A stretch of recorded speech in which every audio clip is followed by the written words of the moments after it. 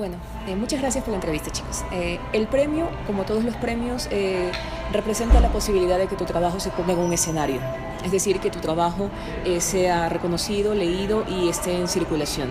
Eso es muy importante para los escritores, en especial los escritores quienes hacemos poesía, ¿no? Y es importante porque la poesía es un género, por así llamarlo, que tiene poca circulación. Y en ese marco, la posibilidad de ganar un premio literario lo que hace es abrir tu panorama, abrir el espectro de circulación de tus contenidos, pero al mismo tiempo crearte redes que permitan conocer tu obra más allá de la distribución de un libro, sino que te permitan estar en contacto con otros escritores. Bueno, es el primer premio que gano. En términos generales, en toda la vida.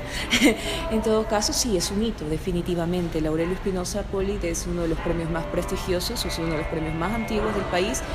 Por ende, que lo haya ganado una persona que tiene, digamos que su primera publicación en el 2013, es sin duda un ejercicio de confianza o de fe, no solo del jurado, sino de la institución.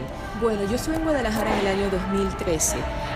Antes de ganar el Aurelio, obviamente. Fue una experiencia fantástica por el tema de ver los espacios y los escenarios en donde confluyen la literatura con pensamiento y sobre todo ver a la sociedad civil disfrutando de la literatura de forma masiva.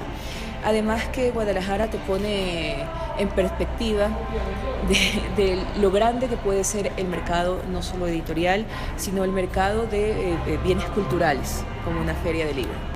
Yo he escrito siempre, desde que tengo conciencia, desde los 7, 6 años, siempre he escrito.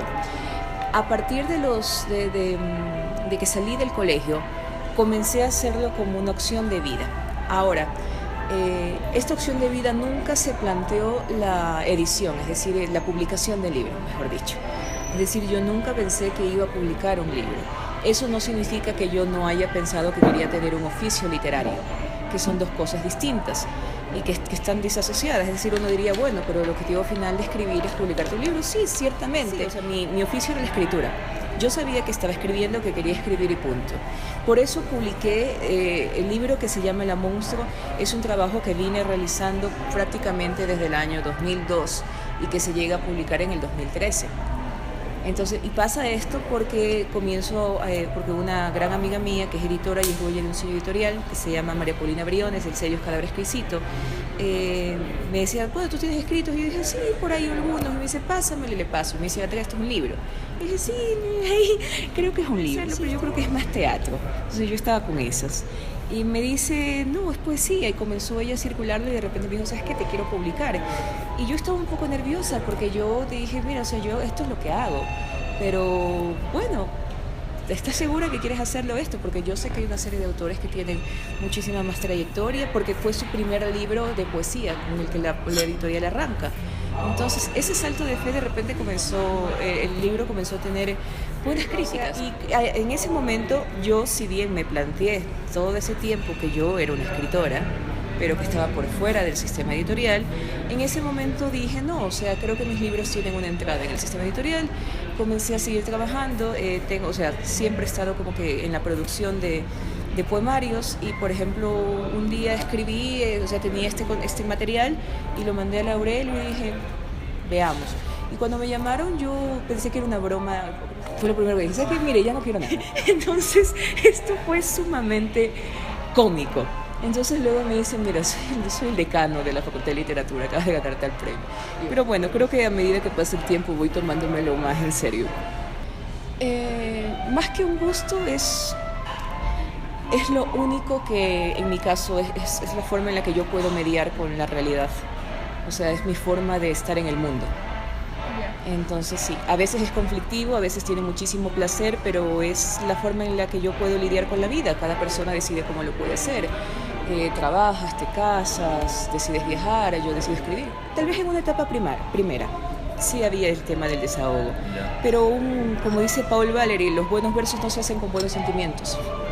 O sea, el trabajo de la poesía justamente es una pregunta constante por ti. No es sobre el dolor, es por qué el dolor. Yo tengo problemas de sueño. Duermo muy mal porque duermo a deshoras. No duermo las horas en las que los seres humanos debemos dormir. En todo caso, la poesía... yo no tengo un horario para escribir poesía. La poesía ocurre. Yo voy caminando y de repente está allí y es como que para un momento y tengo que parar a la vida porque tengo que hacer algo. Y mi oficio de escritora sí es sumamente, digamos que obsesivo. Es decir, si yo estoy en una reunión con mi jefe y llega, es terrible porque no le estoy prestando atención a él. Lo único que estoy haciendo, estoy así tomando nota mental y estoy haciéndolo. En el caso, a diferencia de la narrativa, la poesía se escribe de muchas otras formas. La poesía son unos asaltos de la subjetividad que de repente te llegan y tienes que tener la capacidad para verlos y para tomarlos. Entonces estos asaltos te llegan en día, en noche, en cualquier tiempo, te llegan caminando y no necesariamente frente a una hoja. De repente estás, yo qué sé, estás teniendo una conversación con alguien y alguien te dice algo que es un disparador. En ese momento no es una imagen poética, en ese momento, es decir, no es un verso como tal, pero sí se convierte en una sensación, en algo que se queda allí depositado que luego se va a transformar. Por eso te decía que no se hace con sentimientos. El oficio de la escritura realmente es una composición, es poder componer y poder estar trabajando permanentemente sobre la palabra. Tiene que ver con el tema desde dónde yo hablo. Mi lugar de enunciación, si lo pongo a ver, es la nostalgia. Yo siempre estoy hablando desde la nostalgia. O sea, desde las cosas que se pierden, pero sobre todo desde las cosas que no se tienen, que son las cosas que al final son las que más nos duelen. Entonces sí, creo que mis poemas son absolutamente nostálgicos. A mí me gusta pensar la poesía como una capacidad de disrupción del lenguaje, y en esa capacidad de disrupción del lenguaje no se lo ingresa los poetas. Un gran referente para mí es Jean-Luc Godard, cineasta. Teatro, el teatro de la crueldad planteado por Antoine Artaud, bueno, que también es escritor. En cuanto a poesía, el trabajo surrealista.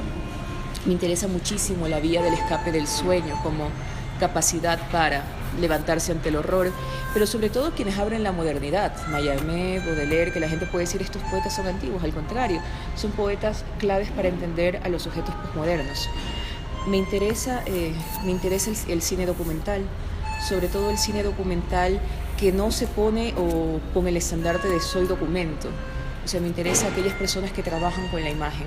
Y para trabajar con la imagen no dices, bueno, esto es una película de ficción, es una película romántica, esto es un documental. No, tú elaboras imágenes y elaboras sentido sobre las imágenes. Y esos soportes van anclándose en las personas independientemente de géneros.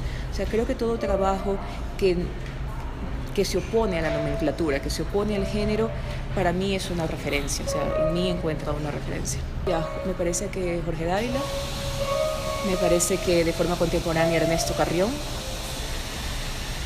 y me parece interesante Ana María Issa, que también se la debería leer, que es como una persona que no ha tenido el suficiente reconocimiento. O sea, porque leer no es la de decodificar signos, leer es crear sentidos.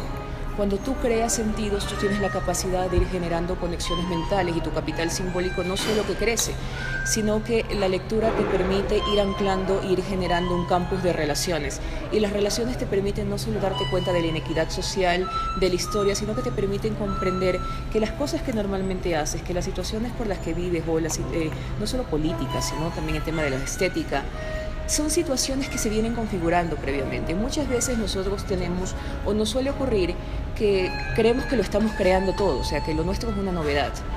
O sea, nosotros hablamos de las redes sociales y hablamos acerca del fragmento y la gente que está completamente fragmentada, pero alguien ya habló de esto. O sea, Susan Sontag nos decía cosas, y Susan Sontag nos decía cosas viendo a la gente que abría la modernidad, que son los premodernos. Es decir, los románticos tuvieron una lucha contra el clasicismo porque volcaban su mirada hacia el sujeto. Es decir, la lectura te permite ir generando puentes.